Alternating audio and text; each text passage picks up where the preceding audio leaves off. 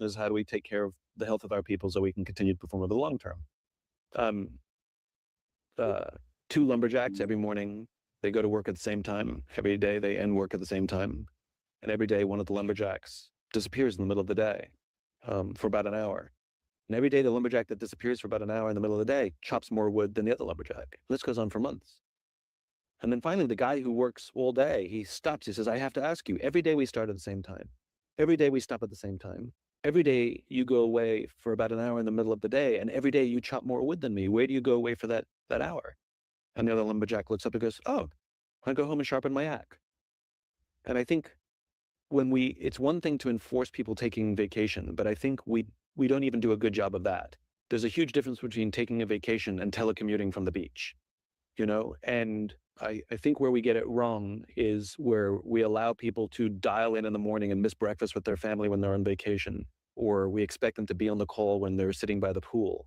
That's not a vacation. That's telecommuting from just a foreign place.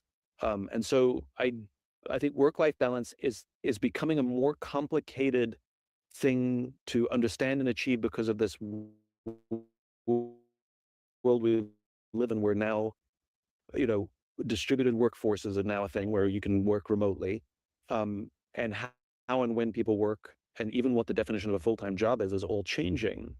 And I've been forced to challenge my own beliefs. So I used to be very, very strict that once you leave the office at the end of the day, I don't want to hear from you, and don't you dare send me an email on the weekend, because you should be with your family. There was always going to be exceptions and rare circumstances, but on balance, I was pretty dogmatic about it. And I came across some research recently. There's a company called Water Cooler, which I help, that tracks sort of everybody's work behavior. It's kind of amazing stuff they do. And what they discovered is that people who never engage on weekends or evenings actually have high propensities to quit and very low engagement scores. People who work too much at nights and on weekends burn out very quickly. But there's this little sweet spot where people who want to work the occasional night, do a little bit of work on the occasional weekend, actually are the best performing and actually the happiest employees. The reason they work on the occasional night and weekend is because they care. And so it really flew in the face of what I used to believe. So now I tend to sort of take a step back, and I just want to make sure people aren't overdoing it. But vacation is different. I expect people to disconnect when they're on vacation because I need them to sharpen their axe. I also expect people to speak out if they need a break. And the way to do that is for me to lead the way. Food for thought, food for thought, food for thought. What's going on, family? Welcome to the For the Love of the Core podcast. I'm one of your co-hosts, Mike Wilder. I'm joined by the lovely Big Chief, Christine Patrick, Master Sergeant, Miss Lovely, Master Sergeant Maisha Boston, and also, Tay Jones is the GOAT by himself, you know what I'm saying? So, hey, appreciate y'all the time for locking on the podcast. We appreciate all the love and support. How's everybody feeling? Smooth. Great. We feeling good, man. Yeah. We ain't did a podcast in a couple of days now. It's been a few weeks. It definitely been a few weeks. I'm ready to have a genuine conversation. Yeah, this is gonna be one-on-ones, man. Yeah, for sure. Yeah. It's gonna be one-on-ones, man. Hey, shout out to wherever you tuning in at. Hey, drop in the comments where you tuning in from. Shout out your chapters. Obviously I got a rep from my chapter. Shout out to the new chapter. The old, the old is love, but the new is here. Shout out to the mighty Potomac Chapter, in the NCR region, man, doing their thing. We got a ball coming up on the 29th, man, and we're gonna be there. Yeah, go ahead, get y'all AGCRA chapters out the way. Well, I used to rep the Potomac Chapter. I got love for the Potomac Chapter. But to be real, I'm really part of the best chapter now. You feel me? I'm really part of the best chapter. The most winningest chapter in chapter history. The you know what I'm saying? The Los Angeles Lakers of the AGCRA. You know what I'm saying? The LeBron, Jeffrey, Jordan, James of the AGCRA. The I was mighty. gonna say you jumping ship like LeBron, huh? Just so you can get a ring. Just so you can get a ring by any means necessary, huh? Hey, shout out to the Gold Vault chapter. You know what I'm saying? Gold Vault chapter in the house, man. What's up, man? Who y'all repping? Who y'all repping? Well, I used to rep the European chapter, but you know, I'm 1-on-1 out here, so yeah. I'll be at Gold Vault next year. Talk heavy now. Hey, let's go ahead and start your new chapter where you at.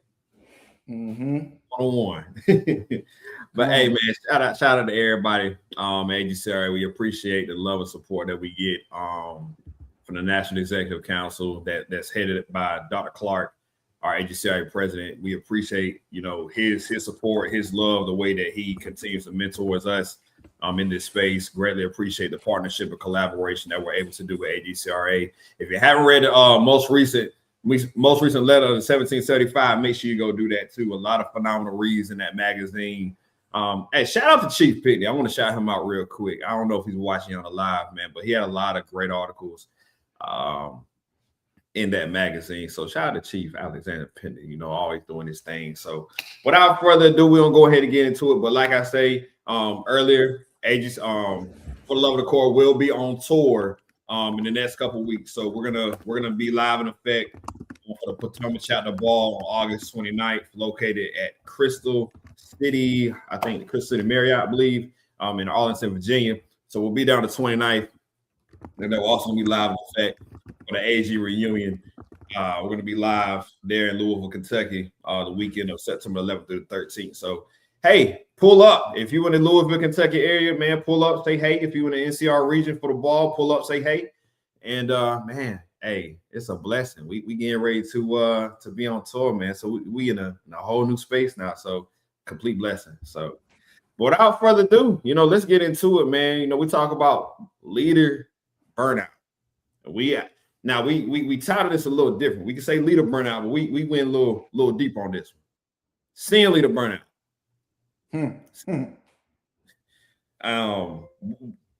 We ain't got to say the thing out loud because we already addressing the elephant in the room. We know there's a lot of senior leaders that be watching this podcast, and you may be in a space where you feel burnt out. You feel like when you go to work every day, you have nothing left to give, and you're going home and you're looking in the mirror. It's like, dang, like questioning who you are or what you're doing or how can you get better. I think in some capacity, we all have been there at some point in our careers, you know, but we want to focus in on the senior leaders tonight. So without further ado, we're going to kick it off with the first question for the chat. So hey, hold on real quick, my dog. Hold on. I want to say too, though. I want to say this too, though. This topic was proposed to us by a senior leader. What's understood? Hey, what I heard somebody say something. Hey, I can explain it to you, but I can't teach you how to understand. Listen. This is the only thing I'm gonna say. Burnout happens at all levels. It's just at which level do you sit at that determines how much the burnout impacts you. Many people are in 5 places at one time, from the most junior soldier to the most senior leader, right? But, however, the backbone's a little severed right now. And then if you're in the military, when I say backbone, I'm talking about the NCOs. And here's the truth. And then I'm gonna be quiet. When you go on social media or you talk to a formation, the one group of people that gets flack from everybody is them senior leaders, is them senior NCOs. Hearing that on the daily, that can be exhausting. Now, some of you may be listening and say, well, if you get right, then people won't say nothing. What I have found and what I have learned throughout my experience in life is that you can do everything right and do everything that someone asked, and it still not be enough, and they still will complain. And I'm not talking about juniors, and I'm not talking about seniors. I'm actually talking about people. So we're gonna have a real conversation. And anything that we say, we ain't taking no shots and no digs. Just understand, I'm just telling my story. That's it. And if you were so happy to be in that story and you know it's about you, a hit dog gonna holler, baby. And we're gonna keep it all the way real in 2026, man. That's all I got to say. That's all I got to say. Hey, speaking fast. Anybody else got any open remarks before we get started?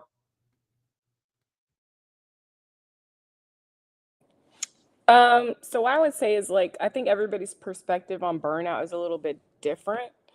And so we'll talk tonight. I'll actually share some stuff just to be vulnerable to kind of put into perspective. But I think a lot of times burnout comes from being demanded in so many different facets, right? Like, especially as you become more senior, generally you have kids or you're married and you have a family, right? And then as you get older, guess what that means? Your parents, your kids, people get older, right? So you start dealing with real life things. And so having to manage all of those while also having the permission or giving yourself the permission to take a knee when necessary so that you don't exhaust yourself. I just think it's looking at it from that lens and not always that it's the work, right? Like, I mean, maybe some people feel like the Army is hard, but generally like it's pretty manageable, right? But just understanding, you know, like how we were created, and that stress when you're spread thin, essentially. No, solid point. Solid point. Kristen, you got anything? Not right this second. Okay. She over there letting her marinate. I'm all good with it. So, all right. So let's get into it, man. Hey, and FYI, hey, drop your perspectives in the chat. We need that chat booming tonight because man, the thing is, when we talk about this conversation here, us as a village is going to be the one that heal each other, right? You got to lean on each other, right? Don't ever think that you're alone, right? Don't ever think that you're alone in this space. So if you got perspective that you want to share in the comments, by all means, feel free, drop in the chat. So first things first, let's go ahead and just address this now. Set a good solid foundation. What does leader burnout look like to you?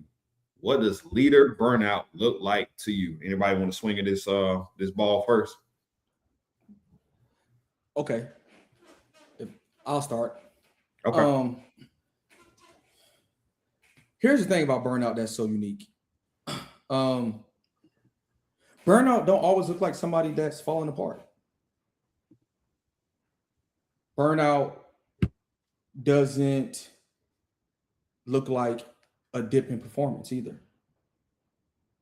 The biggest thing about burnout that people miss is that a lot of times a lot of burnout is internal from external things. And here's the thing. Burnout usually does not get addressed until the performance starts to decline. And oftentimes when performance is declining, that individual has already been in burnout too long to even fight for themselves anymore. And here's the thing.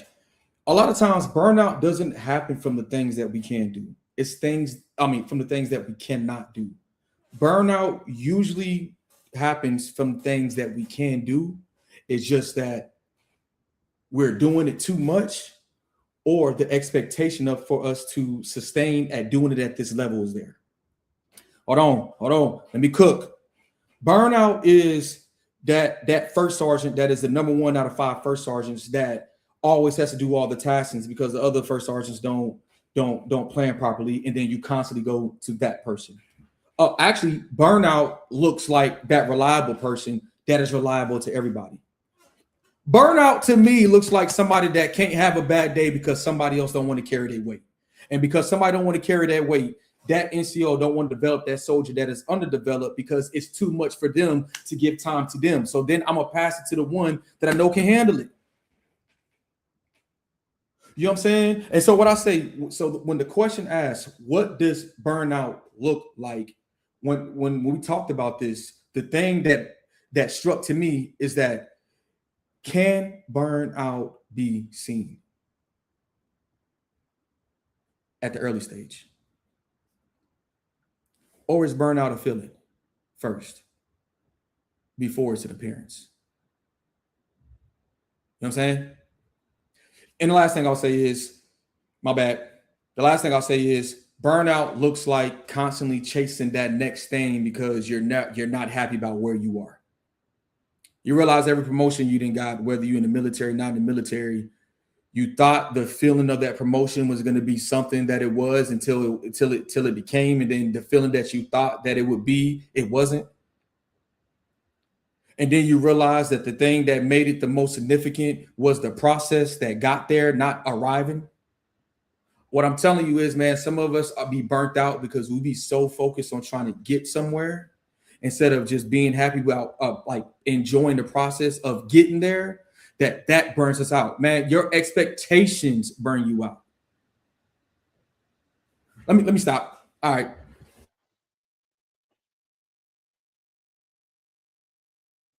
I mean, Tay said a mouthful, didn't he? So I'm going to share it from a different perspective. For me, the burnout for me recently has just been in a constant like fight or flight mode. So rewind back to 2020, my dad died and was brought back. And he died a very slow, painful death for 4 years. So in the midst of burying him, I also had to have pre-cancer surgery. I also had to have a device placed in my back, right? So this was all like back to back to back, right?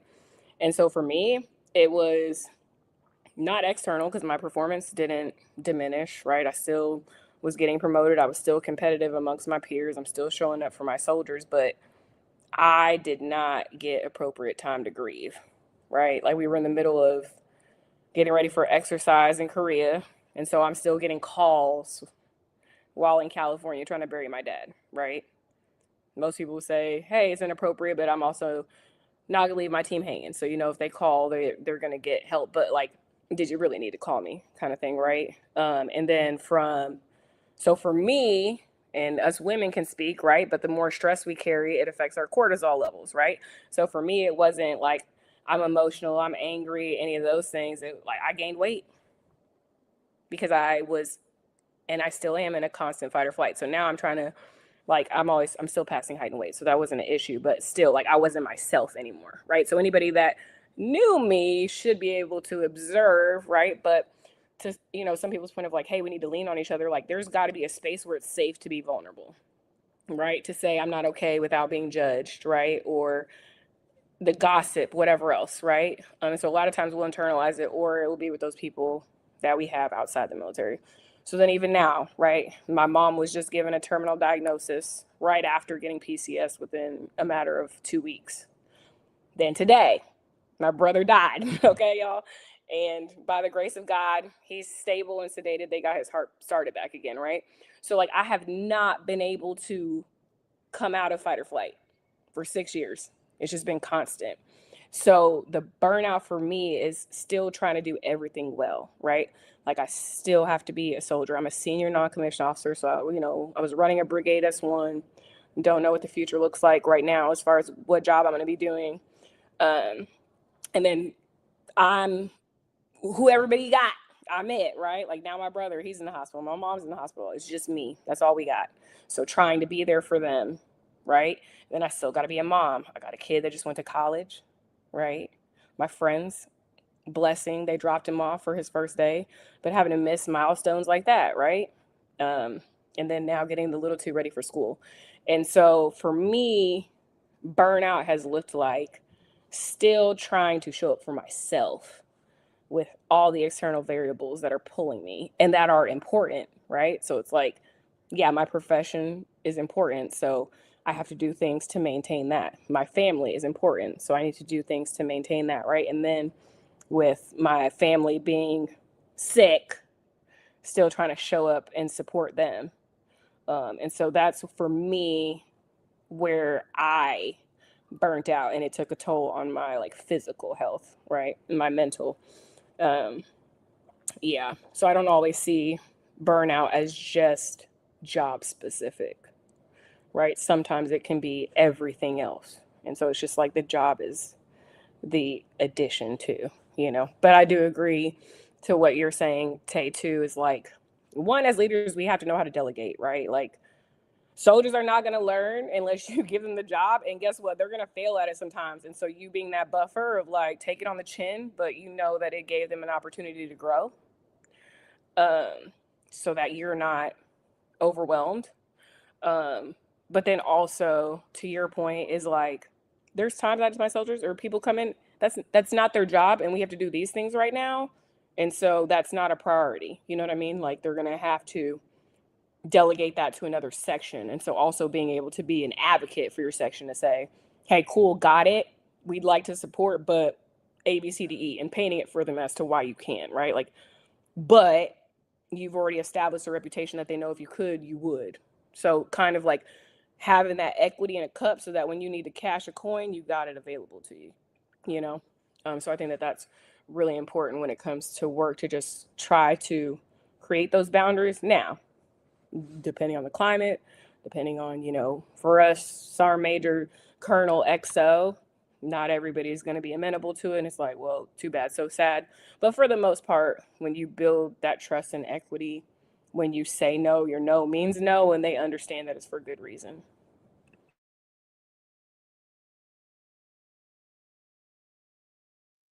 I think a word that comes to mind when we talk about burnout is people like to use the word balance, right? But to me, that's not the right word. I think, like Maisha said, like how we're at work and we try to prioritize things and in the way that they get done and what's most important, you should also prioritize your peace and your energy. And where do you put it? Sometimes you can't give all of your energy to work. Sometimes you have to give all your energy to your home life or to your parents or to your kids, right? And so for me, I experienced burnout earlier this year. Luckily, I PCS now, I'm in TWI, and so my work-life balance is amazing. But I experienced burnout when I was in Germany, and my performance didn't decline. The way I show up for people at work didn't decline, but the way I showed up for my kids did. And it wasn't until I lost my patience with my children that I realized that I wasn't being myself and that everything that was going on was causing me to react the way that I was. And so I had to learn to reprioritize where I put my energy. And it's okay that if one day you go to work and you don't give it 100%, but you get the job done, like, it's okay. We have to stop having these high expectations of ourselves. We're not perfect. You can't control everything. And I think it's important to make sure that you realize that and keep that in the back of your head. Yeah, I think for me, what leader burnout looks like to me is being quiet and loud at the same time. And it's such a conundrum to say that, you know, because I can resonate with Tay a lot about a lot of it being internal. Even with Maisha, like you said, you're going to work every day, you're still showing up, you're still doing your best, but at the same time, there is a fight internally that you have to face. And I think the question on the floor is, when do you address that? Do you address it as soon as you feel it? Do you continue to allow yourself to go through it? What, at some point you have to address it. So like for me, I think I got to a point in my career where I experienced a bit of burnout going through recruiting. And then like I was listening to my mentors and taking the hard assignments. And so, I was doing brigade battalion time when I was in Hawaii in 25th. Then, went to do the SGL thing. And then left there to go do brigade S1 time. But for me, I think I put how I felt a lot on the back burner. And I think for me, it came to a point where it took a toll on my health. So for me, the issues I've been dealing with, like I've had foot issues I've experienced in my career last several years. Really got to a peak. Had to get surgery earlier this year. And I think it got to the point then where, again, we talk quiet and loud. It was loud in the sense that I'm on the bench, but it's quiet in the fact that I have to sit down. And for me, what I'm learning really through that is you have to be willing to say no to some pretty big things. And that's a word that I think a lot of people, regardless of occupation, have a hard time saying is no, because they want to continue to show up for others. And I don't discredit that at all. I don't. I love the fact that you continue to do your best by other people, but at the same time, when we going down a flight that's crashing, you have to go grab your oxygen tank first before you can go help somebody else. So the way I look at leader burnout is the same way. Is at some point, whatever demons you're dealing with, right? Whatever type of fight you have to fight, you have to make the conscious decision to say, hey, I'm going to say no to something. Understand that no to something is going to come with a price. For some, they all 100% Army. They are. When you are 100% Army, there's no way you can be tapped into your family. I personally, I don't believe that. When you give 100%, because it's going to come with a cost. Like for me, I have 3 children. If you ask Mike Wilder today, 2026, am I going to give 110% to an organization? I'm going to be honest with you, more than likely no. And here's why. It's because I refuse to give 100% 9 to 5, and I have nothing to give from 5 to 9. Don't work like that. I'm going to do my best, right? Now, how we channel 100%, that's a little bit different, right? It's all pace. That's the way I look at it. It's all pace. But there's no way I'm going to go 100% on one thing and neglect other things, if that makes sense. So for me, we talk leader burnout. What's it like to me? Again, it's quiet a lot at the same time, but you have to be able to discern what you're going to say yes to and what you're going to say no to. I love how, we talked about the term delegate earlier as well. You got to understand that when you get in a leadership role, part of that job includes developing talent. You got to understand that you cannot be the single point of failure. Regardless of duty title, if there's somebody on your team that you can help delegate and help work through whatever issue you're working with, pass the plate. We all can eat, but you can't continue to just pour from an empty cup, because if you're a single point of failure, I promise you, it never ends with when things go left. So that's the way I would describe leader burnout for me. Yeah, I think that's good. It's important to have balance, but again, I think that part is like when you're pouring into your team, when you need to take a knee, no one bats an eye. You know what I mean? But also when you develop your team, nobody's going to miss you that you're away, right? Like, hey, I got to step away. Yep, we got it, And so I think that's like one metric to be able to assess how you're leading. If your team crashes and burns every time you go on leave for a couple of days, you're failing, buddy. Just call a spade, right? And so again, you got to take that time early and often to build those skills. So when you need to step away, no time, no work is lost, Like when I got to my last unit in the S1, these kids, the NCOs were pretty much doing everything. So like these soldiers, pick up and in process at best, right? And I was like, hey, S1 were multi-purpose tools. You ain't got to be perfect at everything. The more exposure you get, the better you're going to get, right? So they start with one job, 90 to 120 days later, they're swapping jobs. So by the time I left, hey, if Private Joe Schmo's on leave, guess what? Private whoever can cover down in their absence, right? And then also, then they can start holding one another accountable. Hey, you were covering down for me while you were gone? Hey, buddy, you failed me, right? And then that pushes them a little harder too, of like, hey, I don't want to fail my team, And so it's like you got to get them to buy into the mission too, right? And that comes through the work, like in teaching them the why behind it to get them motivated. I think that's really important. And I agree, right? Like trying to be a parent and be a soldier, like there's got to be balance. And sometimes you reach a precipice as a senior of like, hey, what does continued service look like?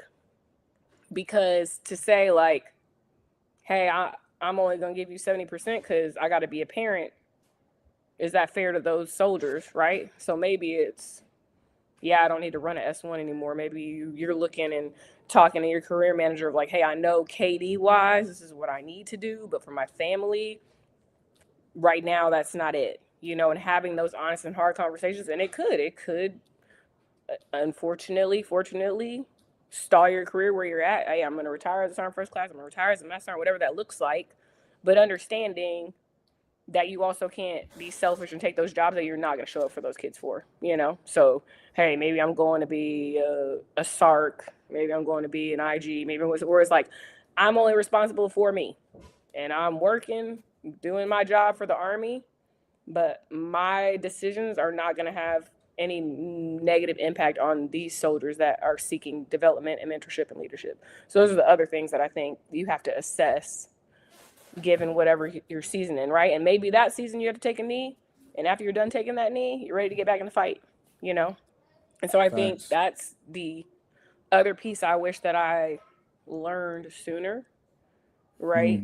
Is like figuring out what success looks like for you, and then finding healthy ways to balance both, right? So for me, like a prime example would be my oldest, right? When I started in the Army, I had a suitcase and a 5-month-old baby, right? So I went to the National Guard, left his dad because of a situation, started active when he was 5 months old. And so as a young soldier, you really do. You have to grind to make points, right? So having to go to schools and all the things. Hey, I deployed, when he was barely a year old. And so I missed out on a lot of those like formative years, and I was blessed to have a village, because it takes a village to help with him while I was doing those things, right? But then as I'm more senior now, it's like, hey, okay, no, I don't need to go to a million schools anymore, right? So then you kind of are able to shift that, and what that looks like to where you're like, hey, what does healthy work-life balance look like to where you can be a present parent because your kids are deserving of that, like Mike said, while also still giving to your career. And even still, you can still remain competitive, right? Like if you're taking care of your soldiers, the eval's going to write itself, because they're just looking at metrics for your shop, right? Like your XO for me, right? Or, in the brigade, right? So my S1, my XO, they're looking at overall. They're not looking at what did Master Sergeant do for the year, right? It's the team. What did the shop do? And so that's where that development and pouring into them comes into.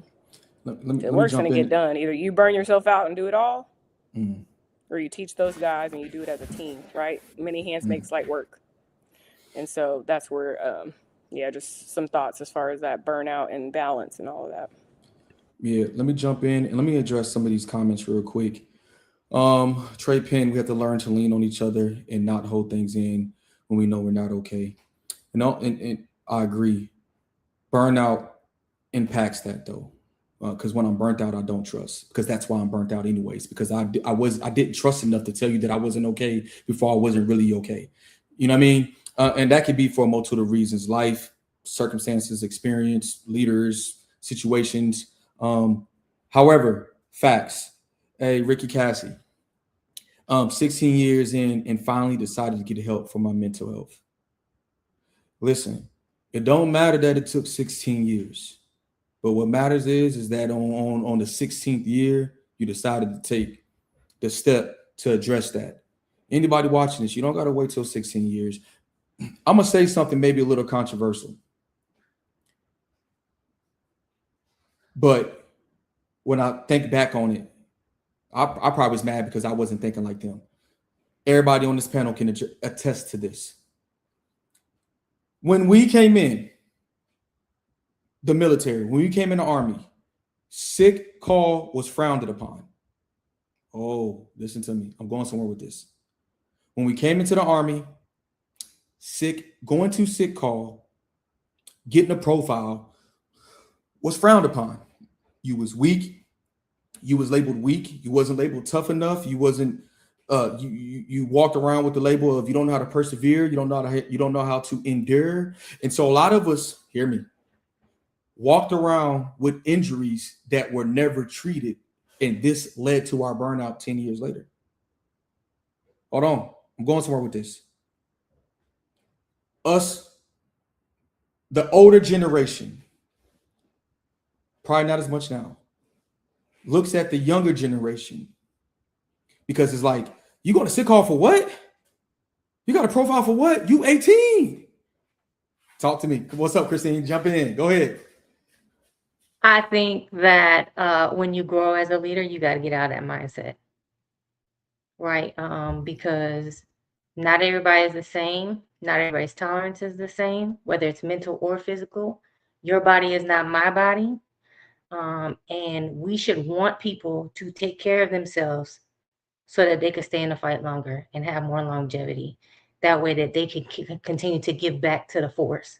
But when you push them and you push that mindset on them, you make it worse, because then they're going to be like us, and they're not going to go to sick call. They're not going to go to behavioral health, and they're going to end up hurting themselves more and more down the line, to where now they're not giving back to the team the way that they could have had they went and sought the help that they needed from the beginning. So as leaders, we have to grow from that mindset. Just because it was done to us and back in the day, you don't do it now. It's the same with your kids, right? You don't do everything that your parents did to you with your children because it Some wasn't do. right. Some do. Some. Yeah, I ain't gonna talk about them bad parents, but I got you. you know where I'm going with this. Like, I'm with you. You don't treat your kids the same way that your parents taught you. There are some things that you brought forward with you, right? But it's the same thing with your soldiers. You got to get out of that mindset. If they need help, let them go get help. If they're hurt, let them go recover and then come back to the fight. Christine, that's so good. Oh, go ahead. Tay. Go ahead. I was going to say, but when soldiers know that you care about them, right, and you're taking care of them, they're gonna give 110%. They know, like, hey, whenever I need to take a knee, I'm taking a knee. So when, Master Sergeant say, hey, I need you to stay in A, B, and C, they're going to give 110%. Another, you brought up a great point, and I want to plug a book that I'm reading right now. And I was like, this is incredible. It's called It Didn't Start With You, right? And it shows evidence that, like, if your mother experiences trauma or, like, significant emotional events while you're in the womb, it actually affects your DNA, not the DNA strand itself, right? But there are, like, encoded mechanisms where it can affect your cortisol when you're born, right? It can have change your brain chemistry as far as, like, your emotional responses to things, behavioral abnormalities with children. And even a step further, they showed, okay, grandma pregnant with your mom, right? For women, our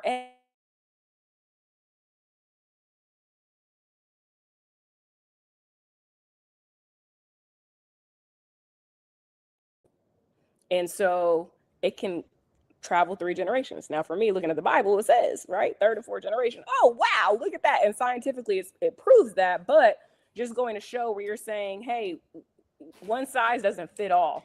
And so sometimes people's responses, whether physical, emotional, mental, are the result of generational traumas that have affected them and how their body responds. Even if it's a matter of, like, that really got you so spun up. Well, yeah, because for them.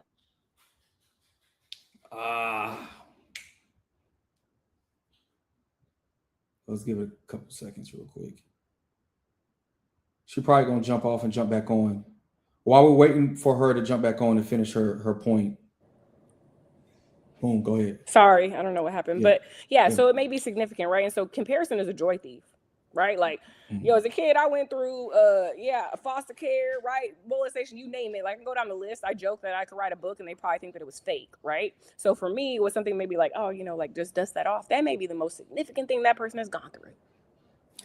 And so don't minimize or compare that. And so just something that I want to drop. Leaders, I think it's a great book to read just to give you a little more, awareness of, like, the science factor of whys. So I would encourage people. It's a great book. I'm about a third of the way through. But just understand sometimes it's even bigger than just the experience. It's, like, actually physiological for people. Whew. So it's so much. I'm going to address the comments because, man, it's so, but I want to, hey, we got Kashif. I think I said it right. If I messed up your name, I'm sorry. Okay. Good evening, team. Great point. I think as AG professionals, where our core is customer service, naturally we get invested in transactions and actions because ultimately is a reflection of you. So that emotional tie to actions and take care of soldiers can easily add to burnout. I hope that makes sense. Some of that. So I get what you're trying to say. To be real with you, and if I'm being transparent, yes, taking care of soldiers the way, providing outstanding leadership and that the soldiers are entitled to absolutely contributes to burnout. Depends on who your soldiers are. And look. I told you I'm gonna keep it funky. A lot of great senior leaders that I know, divorced. And it's not because they can't perform. right? It's not because they can't communicate. You see them communicate with soldiers all the time. But burnout will have you neglecting the things that are easy not to do that you should be doing, which is talking to your family, going to them games. But anyways, I'm gonna keep going. Hey, can I ask real quick before you go into that? Talk to me. So I want to add to that. So I had a great mentor of mine that alluded to what Tay just mentioned. We was at a retirement ceremony for a command sergeant major. This was during my time at Fort Bragg, my first time. And he said, I want you to look into look to the crowd for me. And I was blessed because I was working for another sergeant major, so I didn't have to go stand in the formation. So I was like that spoiled specialist. I got like a seat in the back under the tent. But he was talking to me. He was like, hey, Specialist Wild, I want you to take a look at Sergeant Major's front row. Look at that real careful for me. I'm like, what? I'm just in my mind, this is a 21-year-old newly married Specialist Wild at that time. He's like, I want you to take a look at that front row for me. And just hear stories. That's it. Because he knew this Sergeant Major was going to talk about, his family dynamic. And Sergeant Major said, he said, I'm very fortunate to be, I think he served over 25 plus years in the Army. He said, I'm very fortunate, very blessed to have my family in the front row. Because he named on 3 different occasions where he almost lost everybody. He had 4 kids, married, and they were all back to back, right? And then he alluded to kind of the same thing that the NCO told me to take a look at. He said, listen, I define success in my military career by the individuals that's in that front row and the relationship that I have with them. Because once I take these boots off and take that uniform off and put it in the shadow box and hang it up forever, the ones that I go home to every day are in that front row. And through everything, we kept it intact. And that always stuck with me because the saying that you hear a lot, especially wearing the uniform, regardless of what service component you may serve in, is, hey, any great leader done had an Article 15 in a divorce. Why? Right. Why?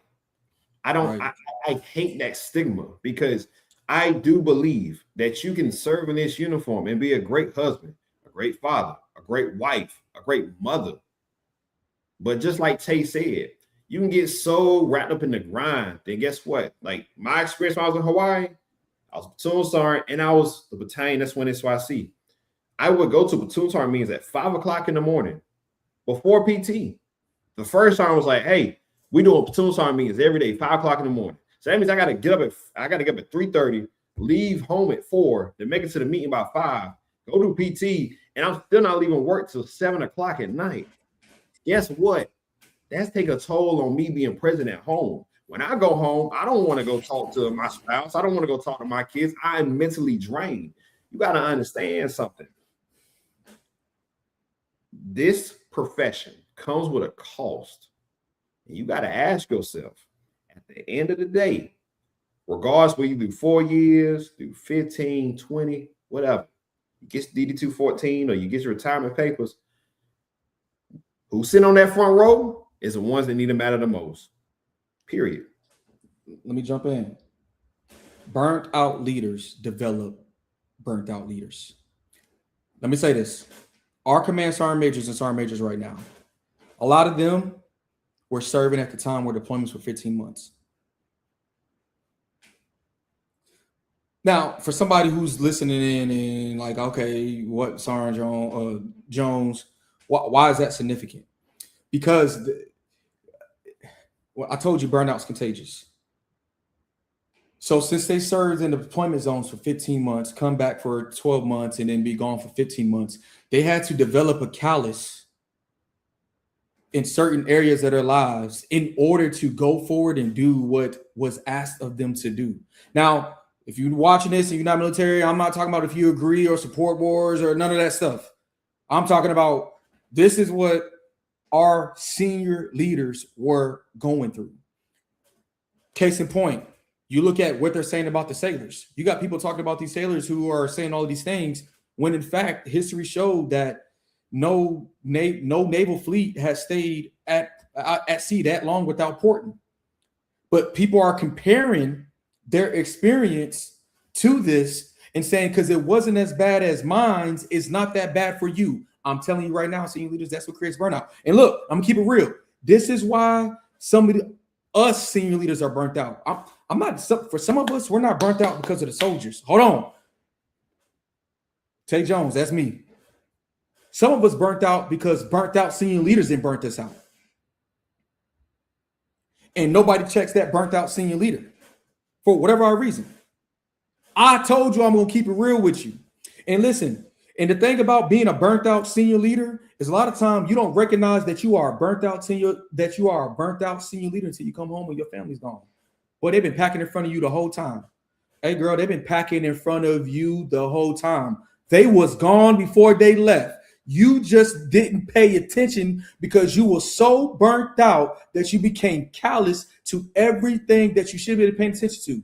And that's what we have done to our other senior leaders. And watch this. And this is why the junior soldiers are feeling it. I think that's really good, right? And then when it's like wanting to lean on each other, like you have to be able to feel safe to express it, right? To say I'm not okay without any condemnation or judgment or, you know, it changing perception of your performance. Sometimes people, like you said, are on the brink and they shouldn't get to that. And some of that is just human component. Like my soldiers, hey, come sit down. Hey, what's going on? How are you doing? I've had soldiers call me at 10 o'clock at night and I go just for them to sit and cry in my arms because they're going through something, right? But they knew, hey, if I call Master Sergeant, she's going to be there. Even now, they still call me. Great. I joke, I call them my Army kids because at this point, some of them is about the age of my son that's about to be in college, right? And so understanding for some of them, it's the first time that they've left their families, everything else, right? And so how do we show them that it's okay to not be okay and to share that and that you're going to be supported, you know? And so those are things like you can't teach that, you know?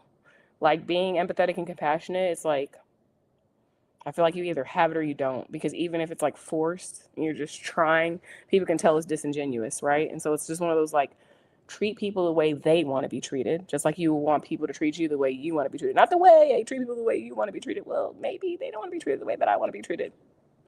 Like we said, when we talk about thresholds and everything else, there's a question in the comment, if one of y'all can pin it, Tay or Mike, but question of being the only one in an S1 shop as a senior, no soldiers, what advice would you provide to not hit that burnout? So a couple of things, I would be setting up processes, right? Like, I don't know what echelon you're in, if you can share that, but also like networking, right? Like, I know I can speak for, you know, Tay, Mike, like if they hit me up, they know I got them, vice versa. If it's like, hey, I need help with A, B, or C, I can reach out.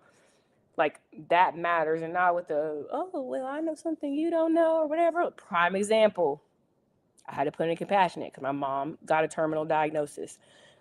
I'm blessed to say in 17 years, I've never had to process one. Okay, just haven't.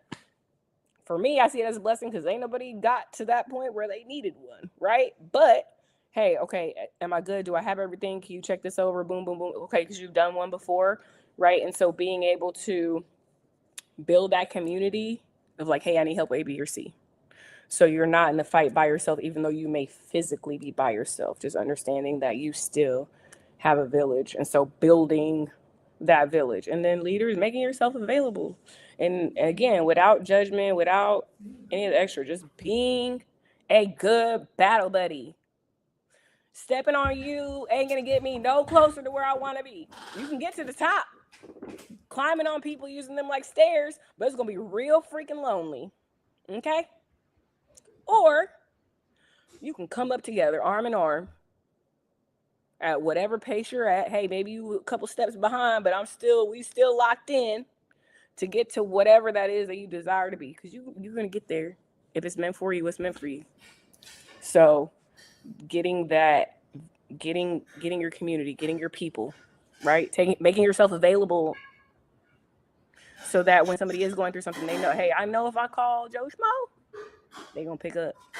I know They Christine genuinely care about me, not just what I can do for them, but about me as a person. And that's important too, separating it. Like, this is what we do. One day we're going to hang up the hat. God forbid somebody dies. What the Army do? Keep rolling along like they joke, right? Hey, somebody retire, Army keeps rolling along.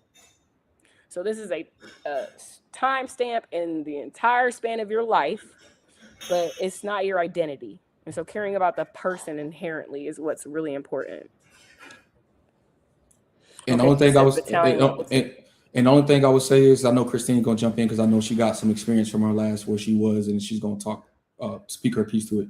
What I would say, Desiree, is the biggest thing you got to guard yourself from is thinking that you can do 10 jobs at once, even though they're all easy and little to do.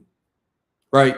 Oh, hey, can you do this? I got the ability to do it, but since I'm here, can you go ahead and do it for me? And it's easy to do. It may be easy, simple to go pull whatever report that they can pull themselves, right? But the problem is when you get 20 easy things. Now that watermelon that is really digestible has became a whole thing, and it's not like it's too much, right?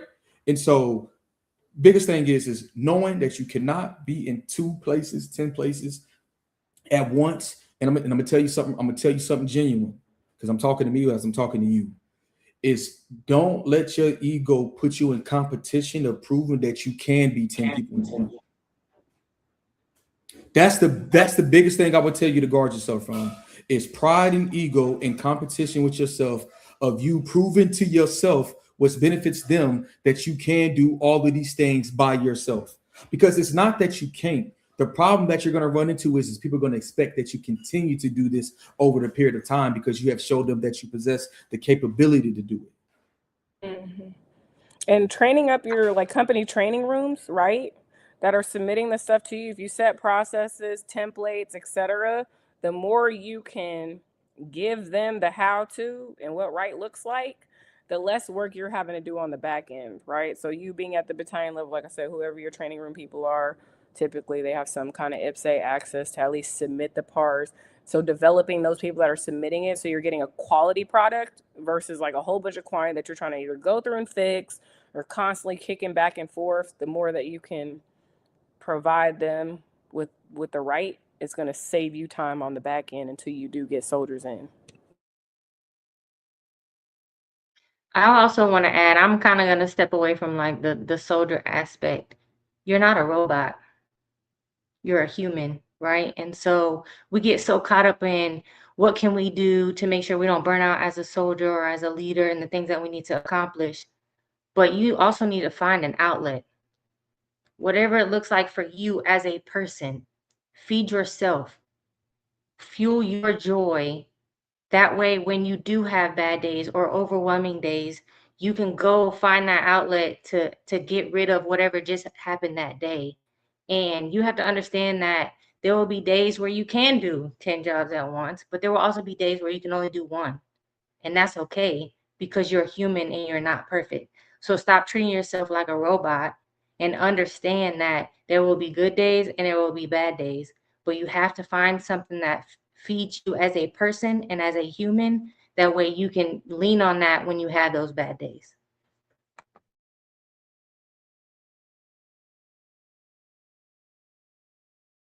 I'm glad you said that, Christine, about having an outlet, because I've worked with some leaders that were phenomenal, but they were all Army. That's it. When you talk to them, that's all they know. And then you wonder why they sit in the parking lot, the cars in the parking lot till 9 o'clock at night. They ain't got nothing. They have literally nothing to look forward to. So my heart breaks for leaders like that. Like, you're telling me you've been in this long, 15 plus years. You've been in 20 plus years. You can retire right now, but you have nothing. I mean, nothing in your personal life that you look forward to. Now, you got kids, you got a spouse. Maybe you don't have any of that, but you have nothing to look forward to. In my experience, those kind of leaders are the ones I hate working for. I'm gonna be honest about that. That I personally do not like working for leaders that have nothing going on outside of work. because you're this very same leader that's going to hold people hostage because you have nothing going on. Those are the leaders that don't have boundaries. They don't know boundaries. They don't understand your boundaries. Or don't care enough to respect the boundary because the need of the mission far exceeds the comfort of your mental capacity. You know, I had a leader one time that I worked for. You know, she you know, she was a mom, she was, and I remember there was a soldier in our shop that wanted to go to an award ceremony for their child. This one of those quarterly ceremonies, you know, that they do along the way. And I remember this leader made a comment, and this was several years ago in my career. This leader said, well, that, you know, they only getting like a perfect attendance or this kind of thing. I'm like, I remember hearing that earshot. I'm like, is that what you think? Let me ask you this. Let's bring the child into it. Let's bring the military kid into it, because my heart goes out for that community, because we don't talk about those military kids enough and advocate for them and all the sacrifices that they make. Let me ask you this. What do you think that military kid thinks when mom and dad can't show up to said event? Regardless of how big or small it is, it could be they doing pancakes and donuts. You know, schools, they got random days to do that, this random stuff, and they call you on a Sunday to the event in the mall, and you didn't know about it till just now. So now you got to make plans to go for that because you don't want your child to feel alone.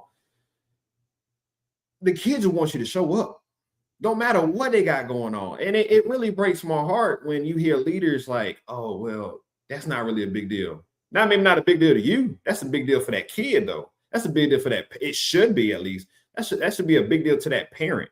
For you to be a leader and think that any type of school event is so small, you're heartless. You're absolutely heartless. You know what? Like, I tell you, I'm doing one of these. How you normally do? Hey, man, I'm just going to call a spade on this stuff, man. Like, if you're a leader and you have subordinates, whoever, who have kids. Now, as a matter of fact, I think this is a good time to talk about it because, you know, we now back to school and that kind of stuff going on. Hey, man, if your kids are going back to school and they're either in school now, they're getting ready to go back to school here the next week, let them go be with their kids on the first day of school. No matter how big or small you may think, your opinion doesn't matter. Doesn't matter. Let me ask you this. Let's take a look at the mission. Let's take a look at the mission, right? Let's hold context. You telling me that soldier can't step away for an hour, right? That morning, miss PT, because that's probably gonna happen during PT hours, more than likely. You telling me they can't step away from PT to go take their child to school, cook breakfast for them, make sure they set the tone for a school year? Because think about it like this. What you're doing, if you don't allow that soldier to go take their time to go support their kid going back to school, you're creating problems later. You're creating problems. And Tay, I'm gonna say one more thing. I'm gonna transit to you because I know you hot, you ready, you tag team like Russian Man, Ready Savage. Think about it. If you don't allow that soldier to go take their kid to school first day, you create a problem later. Because guess what? There's gonna be some pain that not only that parent feels, that soldier feels, but that kid does too. Now you wonder why old kid got in trouble with a fight or they not getting along, such. There's some internal things that child may feel. Who's to say that they didn't start from the beginning of the school year? Now that parent got to step away because they got to address issues. You see what I'm saying? It all can just domino effect. It's so simple. Take care of your people, man. Tay, go ahead, man. And I want to make sure that we keep the plot the same. The conversation we're talking about is senior leader burnout, and it so happens to be that we're all senior leaders. So we ain't talking about nothing that we heard from the outside of the meeting. We all probably had situations and times where we sitting in the meetings with them senior leaders and heard some of the things that was being said. I was like, oh. Let me just say this though. This how detrimental a senior leader burnout is to an organization. Because when a senior leader is burnt out, the thing that decreases is their cognitive thinking and empathy and sympathy. A lot of us don't realize that when we are burnt out, we actually burn everybody that is connected to us. I'm gonna say this again. When you are burnt out, you actually burn, sometimes unintentionally and unknowingly, everybody that is connected to you. If you are watching this podcast right now, and I want to tell you, you walked into a shop that is tired. Let me tell you why they're tired. They ain't tired because they don't care. They are tired because everything is a big thing. And they got to do everything. And that senior leader, that weak-minded senior leader, did not have the courage to tell that other senior leader, no. No. But instead they say yes. And here's the thing that pisses me off is I've seen senior leaders that say yes to things that will impact their soldiers that will not impact them. And because it don't impact them as an individual, they have no issue with saying yes. I'm talking about senior leaders. We can talk about the soldiers another pod because I got something for them too. I got a clip for them too.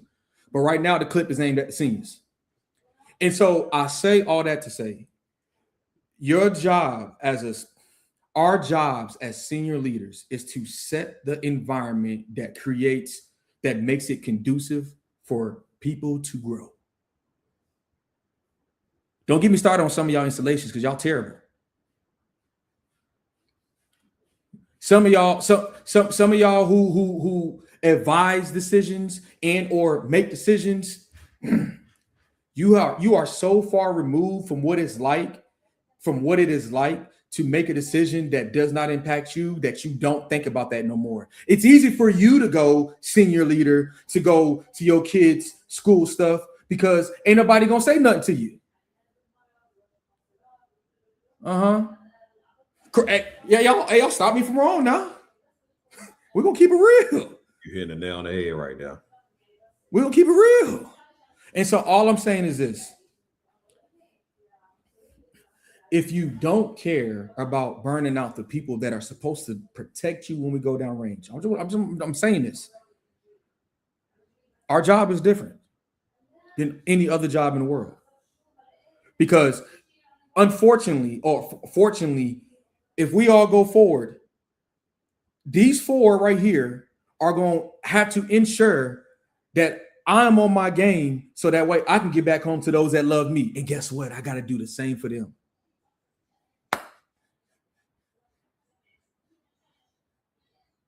Boom. That's it. I'm passing off to Maisha. Who got it?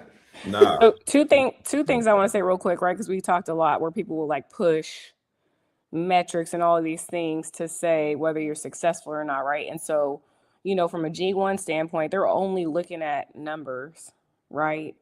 But the good G1 SAR majors, they're getting in the down and in, right? Hey, how are things going? How can I support you? Where are we missing the gap, right? Like when I got to one of my brigades, both my battalions got filled by people that had not been an S1 in years. Like 5 years, had never even touched IPSA.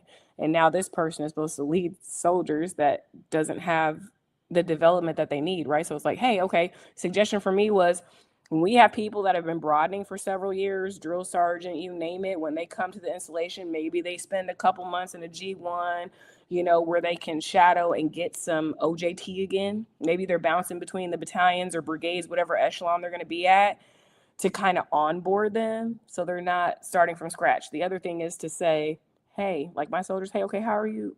What are you doing? How are you processing these things? Okay, where efficiencies can come, right? What do you think can be done better? And getting that buy-in to.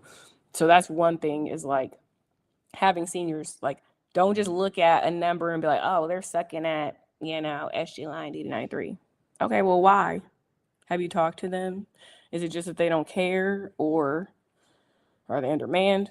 Are they getting all these other demands, right? And then the other thing, somebody brought up boundaries, which is good, which I want to talk about, but like, if you have a seat at the table, sometimes like confrontation in a healthy way is important. Hey, okay, great. You want, the field and A, B, and C, and D, and all these things at the same time. It's not realistic. And let me tell you why, right? Hey, here are the priorities right now. Or, hey, maybe you have an inspection coming up. All of these things, being able to explain your priorities of work in your section, understanding your commander's priorities of work, and figuring out where that balance is, right? And being able to say, hey, this isn't, like I said again, hey, maybe this isn't my job. I can't do this right now. Here's why. I'm not going to have my soldiers doing, hey, you got S6, S4, the S1, the S2. We can share the wealth, but I'm not going to give up my entire shop because I still have to do pickup and in processing and out processing and you name it, right? So you are your own best advocate too for your shop, and your soldiers are expecting you. Like I always joke, I'm the umbrella. We can take it, me and my OIC, take it to the chin if we need to. It doesn't need to bleed into them where they become defeated, but also by you setting those boundaries, you can also lessen that, to Tay's point of like these leaders that just want to left, right, unrealistic expectations. Hey, you're cool staying till 10 o'clock at night. I got to pick my kids up by 6:30 because daycare closed, and you're not going to be paying my overtime, are you? So just being able to have those conversations and then stand up as, hey, guess what? It's an emergency. Cool. I'm fine staying. If it's not, it's going to get done tomorrow. No, Mike, I'm glad you mentioned about, being that top coverage, really for your team and your soldiers, with you and your OIC. I think that's a good segue to the next question we need to address on the floor. Because again, we're talking senior leader burnout. So who is responsible for taking care of the leaders? Because we hear it all the time, take care of the soldiers, take care of the soldiers, take care of the soldiers. Well, who gonna take care of the leaders in the room? Because we got to take care of the team. We got to take care of the team, but then again, who gonna take care of us as leaders, right? So who is responsible for taking care of leaders? And then the second question with that is, what practical changes could prevent this? What practical change can prevent this? Who wants to take a shot at this first? I mean, I guess I'll go, right? As far as taking care of the leaders, like you gotta have a village, as Maisha mentioned earlier, right? Like, the people that you can go to, and you have to have the courage to be vulnerable enough to let them know what you're going through so that they could be there for you and take care of you. But also, if you do well at taking care of your soldiers, they will in turn take care of you, right? And then as far as like, what can we do to prevent it, is you got to know yourself, you got to know your boundaries, you got to know your limits. When you set your boundary, stand firm on it. Stop moving the goalpost. Leave it where it's at. If that's your boundary, say no. It's okay. Some people aren't going to like it, but that's okay. Because not everybody likes everything that you do or don't do. But also, if you're a leader, it starts now by holding people accountable. The more you don't hold them accountable, the more they continue to grow and become leaders and become senior leaders, and they've never been held accountable, and they're not doing the things that they need to do to make the team successful, and they're not pulling their weight. So now they're just creating more burnout in that shop or on that team because they was never held accountable before. So if you're a leader, hold your soldiers accountable, hold your peers accountable, even your leaders, hold them accountable and let them know like there are certain things that just won't be tolerated because this is a team effort and you got to pull your weight. Every time you let something go unchecked, you set a new standard. We got to stop doing that. That's really good. There's a question in there too. Henson, he said, you may have covered this, but how do you articulate your burned out without reprimand? A prime example for me, so back in end of 24, supposed to be going to Italy. Was able to get stabilized, like I said, because my mom's been getting sicker. So I switched from soft, I came out to force com. Got to 16th Hospital Center, explained everything that was going on, kind of got settled. Boom. On a Friday, I found out on a Monday I was going to 18th Fires. Okay. And so what I had to do was I went and sat down with my sergeant major and I explained to him exactly what I had going on. And I was like, hey, I'm gonna do the job, but also understand these are some variables that I'm dealing with right now. And it opened a gateway for like the human factor, right? So like my sergeant major would check on me. Like even my colonel, now they swapped out during the time, but like my colonel right now, that I had in fires, like we would sit there and have like real honest heart-to-heart conversations to the point where he would share things even that he was dealing with, right? It's like, hey, we're doing our job. Like this is my brigade commander. and he has real things going on, to just be able to, hey, sir, how are you doing? How are things going for you? You know? And so I think some of it without reprimand is like, don't wait, or like, don't wait for the volcano to erupt for them to find out that you were dealing with some things or struggling with some things. So for me, it was like, hey, here's everything on the table. I'm letting you know. So then when, you know, when my mom had to have her amputation, etc., there was no, hey, get out of here. Like, you know, they had already known what was going on leading up to that point. So it wasn't a surprise when it kind of had reached its precipice. So I would say being able to talk to those leaders, give them an opportunity. Now, I get it. To Tay's point, you're just going to have some bad apples sometimes, right? But there's going to be at least a leader that has some emotional intelligence that can be your advocate. But I would just say affording people the opportunity, being vulnerable, and allowing them to show up, you know? And then obviously if you need to elevate it, if necessary, then you can go above them. But I will say I've always at least found one within my chain of command or NCO support channel that cares, and that was my advocate when I couldn't advocate for myself, you know? And then let me say this. The question at hand, Mike Dog, can you post the question that my boy Nick, my guy Nick put on there? Who is responsible for take care of leaders? Where practical? Oh wait, no, he said the question he asked was, how do you articulate you're burnt out without reprimand? All right, so just looking at this question, how I read this question. Without reprimand is you focusing on a response. Here's the thing, brother. I cannot control nobody's response to anything that I say. I'm gonna just leave with that first.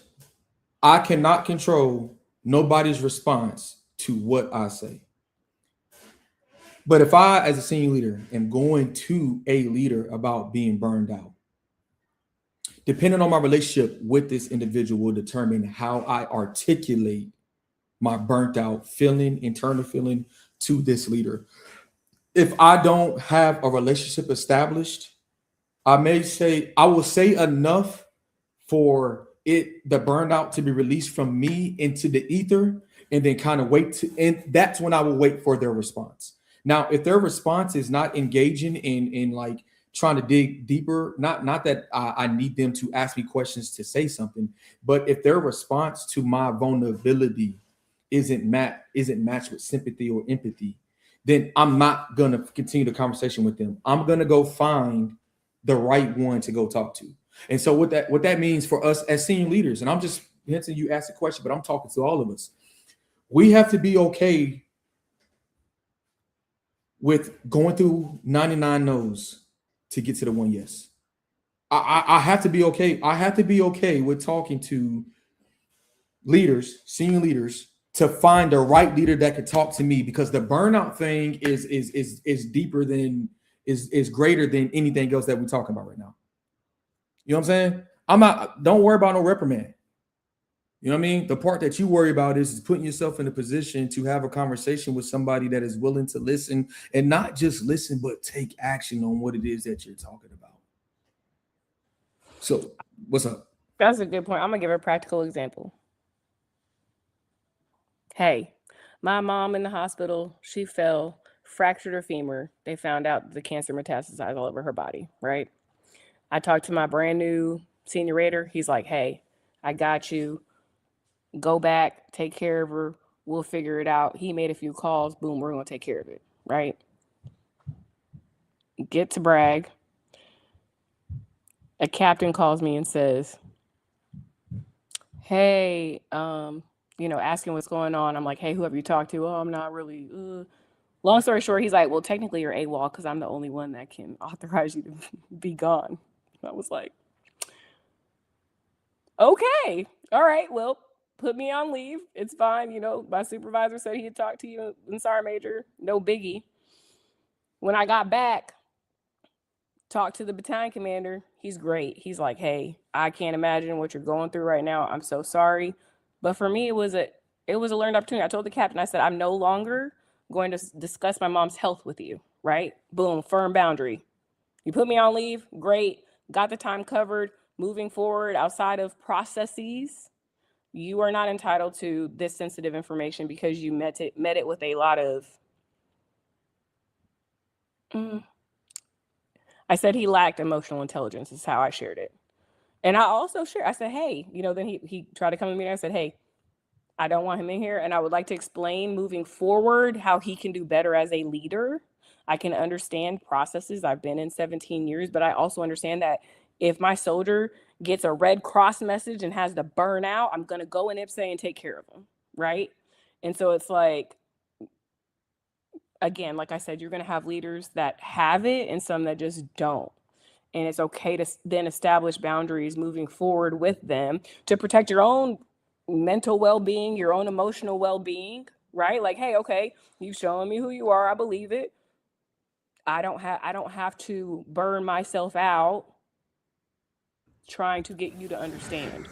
And so I think just again, you're gonna feel people out. You're gonna get to learn them, who they are as leaders, and just understanding like, hey, not everybody's gonna be the same, and not everybody has all of these different soft skills. And you hope that they can, again, for him, like I said, hey, hopefully he can learn and he can develop them. But he missed the mark that time. I'm a master sergeant, so it's not a detriment to me emotionally, right? But for a junior soldier, had they have been met like that, that could have been very harmful. So when we talk about retention and things like that too, how that could have impacted somebody if that was their first experience with a captain, acting as a company commander, right? If that was their only experience, what would their impression be of the Army moving forward versus me that, no, hey, I've seen leaders, I've seen great leaders, and I've seen some of that are poor. So being able to delve between the two. But I just wanted to give like a practical example of when we can miss the mark, where for some that would, again, burn them out or could be detrimental.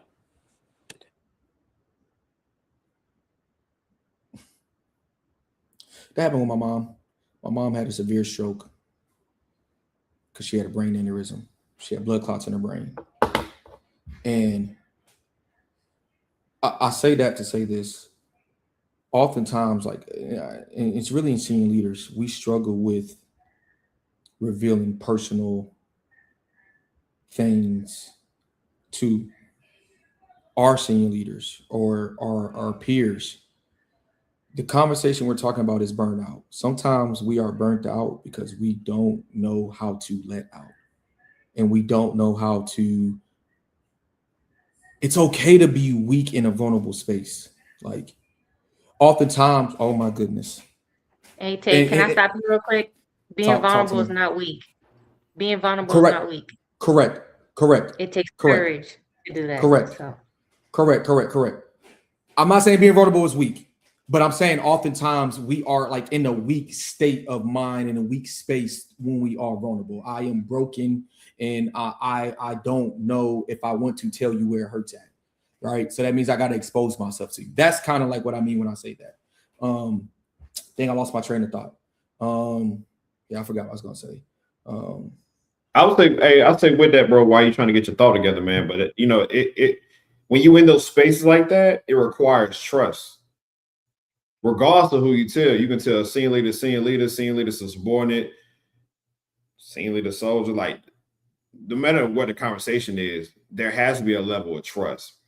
And people are going to show you who they are. Like, I'm a big believer that in the moments, everybody, when the highlights are there, when everything's going great, everybody's passionate, bad, they got you, hey, you're doing a great job, and this, that, and the third, we're proud of you. When you get in those low moments, when you get in those trenches, and not just you, but things that you're battling for, I think in those moments, you really get to see the true heart in people, and that requires a level of trust when you have that vulnerability and who you're going to share. And I would even go so far to say is you need to be very careful on the information that you share with people, because everybody does not need to know everything. And when you continue to overshare, now you're putting yourself in a situation. You could put yourself in a situation where mentally that can take a toll on you, because everybody knows what's going on with you. You have to have a discernment that, hey, got it. These things are going on in your personal life. but that's not for everybody to know. You got to protect that too, right? Especially when there's people that can take actionable items on those things. Sure, those are the people that need to know, right? That's on a need to know basis. They need to know what's going on, right? They need to know if they ask for specifics, give them specifics. They need to know that, but let them help you. But also with that, we talk about this word trust. Listen, a younger version of me, there'll be a lot of things I wouldn't tell my leaders because I had a issue in my heart where it was broken, where I did not feel comfortable in sharing very personal things because I felt like it was going to be to my detriment and not to quote unquote my advantage, right? And them helping me out. I felt like if I was going to be in a point where, I shared this going on, this struggle, they're going to look at me like, here he go. He got an excuse and this, that, and the third. You gotta heal, bro. Like I'm talking to the person that you won't share what you got going on because you continue to show you in your mind, you're thinking they're not going to help me out. I love what Maisha said. You give them the chance. Because sure, there's bad apples out there, but are you giving a leader out there a chance to help you out? Because there's somebody out there that will be willing to help you out. They'll be out there. But you got to heal, bro. You got to heal, sis. You can't continue to fight those inner thoughts yourself. No, you have to trust. Right now, if they got a history like Mike said, that captain, yeah, you already know what it is. Okay, cool. Processes, cool, got it. Anything else? My dudes, no, I can't tell you that because you've already shown yourself how you're going to respond to the situation. I'd be a fool to go back to you and say what's going on because you don't care. But I know that. I see that now. You reveal yourself to me. But for the ones that I know for a fact, 10 tones down, they're gonna have my back. Those are ones you need to hold on nice and tight to. That's all I got to tell you. Yeah, only thing I was gonna say is a lot of times senior leaders, quote unquote, have to be strong for everybody else because it's in the job description. It's in the job description that, all right, it's Christmas, it's holiday block leave. I got a family, you got a family, but only one of us can go. Me, I'm gonna let the soldier take it. Right? But here is the downside to always being strong for, quote unquote, strong for everyone else, is that you don't know how to address yourself where you need help at. So we know how to communicate to someone else's strengths, but we don't know how to communicate again in our weakness. This is what happens in senior leaders often. You know what I'm saying? And then watch this. When you are burnt out senior leader, and y'all can maybe this happened to you, but it happened to me. I didn't realize I was burnt out until I opened my ears and the junior soldier came and expressed they burnt out to me. And then I was like, dang, I feel the same. Never said it, but I felt the same. And then in a weird way, me helping them through that process helped me through mine. But with that though, bro, let me ask you this. With that, when your soldier brought that to you and you had that realization, what was your posture like? Did you continue to go with the flow or did you like, hey, let's chop it up real quick? What was your posture? My posture was like this when I was a young sergeant. You can't lead everybody the same. And this person may be able to run an 8-minute mile for 4 minutes. But this person may only be able to run a 10-minute mile for 1 mile. If we a team, unfortunately, if we a team, what I have to do as a leader is figure out how can I get our team to finish the race together without slowing us down. So what does that mean? The way that I'm going to coach you in this moment, your battle buddy may have the exact same moment, but because I learned that individual, I learned how to coach them through that moment that looked different from you. But on the outside, it was all the same. Was coaching, teaching, and mentoring. You see what I'm saying? And so what I'm saying is oftentimes us as senior leaders get burnt out because we are either trying to run at the same pace that we seen this go-getter and we want to emulate this go-getter, or we're burnt out because we don't have no diversity within ourselves to approach ourselves differently. That's all I got for y'all. No, that makes complete sense, because I'm glad you mentioned, talking through like understanding your team and make sure that everyone finishes the race together. I got a movie recommendation for everybody. It's on Netflix. It's called Arthur the King. I believe that's what it's called. It's called Arthur the King. It's about this dog. Okay. This dog who was somehow found during an ultra marathon. I don't even want to think it was an ultra marathon race, but it was one of those races where you just run. It was a 5-day race. They ran through the jungle. They hit the bikes. They were doing swimming. They were all kind of stuff. It was like a multi-athlete event based on a true story. But the guy who led this team that found this dog was dying. They didn't know that until after the fact. So the dog was pushing him to keep going. But also at the same time, old buddy had a teammate on his team that he almost damn near left him for dead the first time they tried to do this race. So when he recruited him to come back on his team the second time, he knew he had like a condition that would slow him down at some point. They were leading upwards to like the last day of the race, but they took a 4-hour hit because old buddy was tired. He was about to die because he was dehydrated. They had to put an IV in and all that stuff, but they took the 4-hour hit to get him back healthy. Now, the old version of him would have been like, nah, F that. You gonna keep going. The older version of him like, no. We're going to finish this race together. I don't care if we in first. You're going to get the IV. We're going to get you healthy. We're going to get back in this race. But again, I'm not going to spoil the whole movie. But when we talk about finishing it together as a team, regardless of what everybody got going on, Arthur the King on Netflix, that's a phenomenal movie. It's a tearjerker, though. You're going to cry at the end. I ain't going to lie. Get your Kleenex. Make sure you good. I was a little moist in the eyes once I got done watching the movie. I ain't gonna say and hold you. I'm masculine enough to admit that I cry too now. But that's a great movie to watch. But I know we're getting, almost an hour and a half in. Appreciate everybody that's been, tuned into this podcast for sure. We appreciate the vulnerability across the board and everybody sharing their story, because here's the thing. Somebody's going to watch this podcast. Somebody's going to look at these comments and somebody's going to get healing tonight. I know that for a fact, because of the fact that you see for a fact that you're not alone in this race, right? We talk burnout. We all been there. Some going through it. They say with a storm, either you left a storm, in a storm, or you getting ready to go into a storm. So we all in those same spaces, right? But I do want to segue into the last question before we get dropped to in the kid. What's one thing you want new leaders to remember about balance and self-care?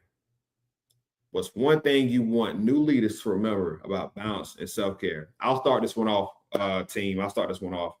One thing I want new leaders to remember about balance and self-care: there's no such thing as balance. From my vantage point, there's no such thing, right? You're not going to get even across the board on all metrics. You're not, right? What you say yes to, you're going to say no to something else. You have to be willing to understand what your priorities are, right? What's important to you, but also understand what's important to the leaders that you work with, right? And you have to find ways to meet in the middle, if that makes sense, right? Because you just can't not get the job done, right? And everything go well at the house. Like there has to be a balance, right? You got to communicate, right? You got to communicate what you got going on. And at the same time, you got to understand that you cannot pull from an empty cup, right? So again, we talk balance. Understand that you got to have boundaries. You can't say yes to everything. You got to be willing to say no to some stuff. But at the same time, you got to understand that you got to stand on business with that, right? So whatever you say no to, you got a boundary to. Like Christine said, don't move the goalpost. That's what I got.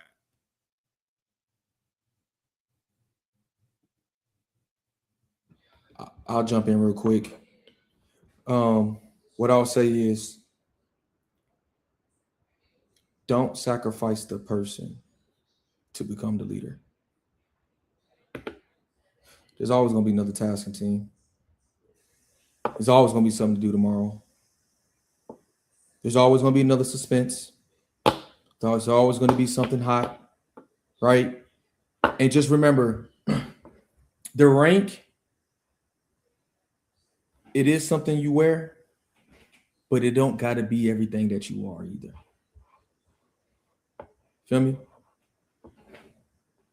We in this chat, on this For the Love of the Core. Shout out to First Arm Pain, CP. He handling First Arm business. My bad, Todd. We got you. Our chat be lit because we have genuine, authentic conversation with each other, regardless of our ranks or our positions where we sit in and stuff like that. Like we're really locking in with each other, right? And so I say that to say, often what helps prevent senior leader burnout sometimes is senior leader connections, because now we can have these senior leader conversations openly and not have to kind of mask what we're talking about, because we got no disrespect, but we got a private in the chat, right? You know what I'm saying? We're able to be blunt and not necessarily politically correct. What I challenge y'all to do, if y'all watching this, if you don't have a group of a senior leader group or community that you can connect to, where y'all can, there's trust and there's sacred things that you all could talk about, I would tell you to go find that. I'm sorry, you can't come here. We full. Hey, but look, if you want to rock with us, don't rock with us on the podcast, baby. Hey, we can't add y'all to our chat, man. It's too lit. But seriously though, find some senior leaders that because this job is fun sometimes, but find people that make it fun and enjoyable while you are enduring. That's what I got for y'all. I would say take the time to learn yourself and learn your tolerance level, because oftentimes we think that we can continue to take on until it's too late, right? And when you hit that breaking point, you don't know what that outcome is going to be. So it's important that you learn yourself, take the time to learn yourself, whether that's you going to therapy, you got a best friend you talk in the mirror, you write in your journal, whatever it is. But learn where your tolerance level is and make sure that you keep yourself way below that. Because like I said, when things start to add up and you start to get to that breaking point, you don't know what that outcome is going to be. And that's kind of scary, right? You don't want to get too close to that breaking point to where it affects you, your family, your friends, and just the people that you care about. So find an outlet, learn yourself, work on yourself, and put yourself first. You're allowed to do that. So one thing I would say is, like, you're not in competition with your peers, right? There's a way to push one another without it being competitive, where you isolate or where, like I said, you burn those bridges stepping on each other, So like, you should be communicating with your battle buddies. If you're in a battalion S1, you should be talking to your other installation battalion S1s, figuring out best practices, where the struggles are, right? Because you're still all in the same fight. So lean on your community, learn from one another, share, network. Like I said, best practices. Like, we should all be trying to figure out how to work smarter and not harder. So if I'm over here thriving and we able to get off at 4:30 and I see my battle buddy struggling until 7, hey man, what you got going on? What can I do to support you? You know what I mean? Hey, hey, maybe if you did this, it might buy you some time back, to help one another remain in a healthy balance when it comes to the workload. And then find what refuels you, right? Like, what fills your cup? For me, faith is important. My church family still at Bragg. They still be checking on. Guess what? Today, when I got that call from my brother, guess what I'm calling? My friends at church. And I know that they're going to pray and they'll show up for me. And I'm just using that as an example because faith is really important to me and having that community, right? But find out, like, what fills your cup? What brings you joy? What resets you? What grounds you? And then commit to making time for it. Because we can get so busy, we're doing everything for everybody else. Okay? When we say we can't pour from an empty cup, some of that is the onus is on us of, like, what do I need to do to get back to self? And hey, maybe I'm not getting back to 100%, but right now I'm 20 and I know I can get back to 50 if I do whatever, and commit to making time for that. Those would be my two things I would say, like for the soldiers and for balance and self-care. Yeah, big facts, big facts. And we're gonna go and close this thing out with drop your tool in the kit. I'll lead it off too on this one. So my drop your tool in the kit. Walk with me here. I'm gonna tell a story. Quick story. You in the car, all right, seatbelt on, getting ready to go to an intersection, right? The stop signs all throughout the intersection, right? Red lights, right? What happens if you don't stop at that red light or stop at that stop sign? What's gonna happen? Oh, this is interactive, chat. This is interactive. Oh, my bad. This interactive, chat. What's gonna happen? You running a risk. You might That's what pass you're go doing. and collect $200, Or you Hey. go to might jail. go to jail. You might be You in the will- hospital. Hey, You just a don't wreck. know. Might hurt somebody. hey, listen, might hurt yourself, might hurt somebody else, whatever, right? The point I'm trying to make is the stop sign is there for a reason. The stoplight is there for a reason. If it's telling you to go red, stop. Yellow, slow down. Sometimes for some of y'all, especially y'all in Texas, I'm gonna shout at Texas, man. Yellow in Texas means speed up. All right. I love y'all in Texas though. Y'all got some good brisket down there. But the point I'm trying to make is slow down. Sometimes the signs are there, but you refusing to read the sign. One of the biggest signs that you can tell that you need to slow down is your body. It's your body. I'm going to tell you, for Mike Wilder, when I start getting headaches real bad, that's my body telling me to slow down. Because I've been there. Struggle with migraine headaches. It's something I struggle with. I've been struggling with that for several years now. When I'm doing too much, when I had them headaches where I got to go late, like literally, I got to go nap. And it's not one of them naps that I enjoy, that I do on a pretty consistent basis. If you know me, you know me. Do not disturb between 1 to 5 p.m. on a Saturday. But it's one of them headaches where legit, I have to go lay down. Lights off, don't bother me. I got to go to sleep because I can't take it. My body's telling me, Mike, slow down. The signs are there. I'm encouraging you. If you are reading the signs and even when your body is telling you to slow down and you continue to speed up, I don't want to see about you tomorrow, next week, next year. I will be so mad at you if you left this earth and you had a chance to slow down and you chose not to because you killed yourself. Somebody need to hear that. I don't know who it was. Somebody need to hear that. You're going too fast, bucko. Slow down. Slow down, man. I lay with the goodness of the Lord, man. For real. Slow down. Take a breath. Relax. Go take a walk. Go out in nature. Go do what you enjoy. Go find a hobby. But you got to slow down. The signs are there. Slow down, man. It's gonna save your life. I'm done. Here we go. My tool in the kit for y'all real quick, pertaining to senior leader burnout.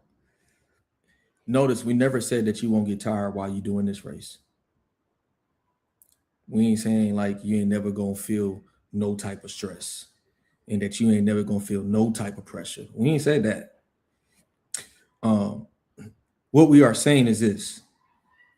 You gotta have the strength sometimes to look at yourself and know that you are not okay. And not just knowing that you're not okay, but be okay with calling somebody that can point you in the right direction to where you will be okay. I'm telling y'all, man, it's so crazy. And I'm talking to us. You know how many times I had so many people I could call when I was going through it, but for some odd reason, pride, ego would make me pick up that phone and tell somebody what I had going on. Because I could do it myself. That's killing you. It's hurting you. And I'm serious when I'm talking about our group chat, man. And I know I said, oh, you can't get in. You can't get in. I'll be honest with you. But it's not nothing against you. But it's just that it's so good over here. I want to protect what we got because this ain't found everywhere else, man. I'm telling you, man, what's going to protect you from burnout, man, is getting a part of a community that is so special for you and yours that you okay if it's just you and y'all. I'm telling y'all, man, y'all. Hey, it's all right to be tired, but it ain't all right to be tired and feel like you don't need to go to sleep. That's all I got for y'all, man. I guess my tool is gonna be, don't get caught up so much that you don't get caught up taking care of others that you forget to take care of yourself. Because if you continuously do that for long term, you'll lose the ability to take care of other people because you didn't take care of yourself. Sometimes you have to take that moment to put yourself first, and it's okay. Do not feel guilty about it. If it's needed, do it. And that's my tool for the toolkit. My tool for the toolkit would be, if you don't let it out, it's going to come out in other ways, right? So, for instance, grief. Like I said, when I lost my dad, with everything else going on, I didn't have the time, didn't take the time to grieve appropriately. And so that grief manifested in other ways. And eventually, what you avoided is going to come up at a later time where you wish you had taken that time back then, and it would have avoided a lot of continuous stress and strife, etc., if you deal with it then. So whatever letting it out looks like, whether it's talking to your people, whether it's, through prayer, whether it's talking to a therapist, whatever that looks like, you have to take the time to face it, or it's going to sit in your subconscious, wherever else, and come out eventually. So avoidance is not the way to deal with burnout. You got to face it and find whatever those resources are for you. Like I said, there's a plethora, not one size fits all, to where you can take the time to get back up and get healthy again, right? Even like H2F, hey, cognitive performance and what that looks like, and sleep hygiene and all these things that can help you with burnout too, right? Because if you're not sleeping properly, guess what? You're not recovering. Brain fog, you name it, right? And so that just compounds it. So figure out what that looks like for you.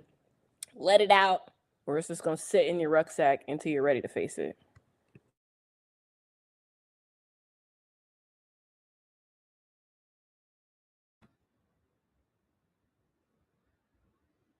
Yeah, but there it is. Drop it 2 in the kick.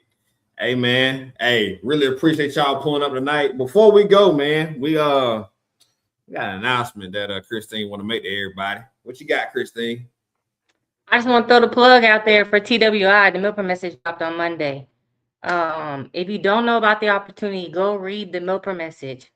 I'm currently in TWI. I work at Wells Fargo in Minneapolis.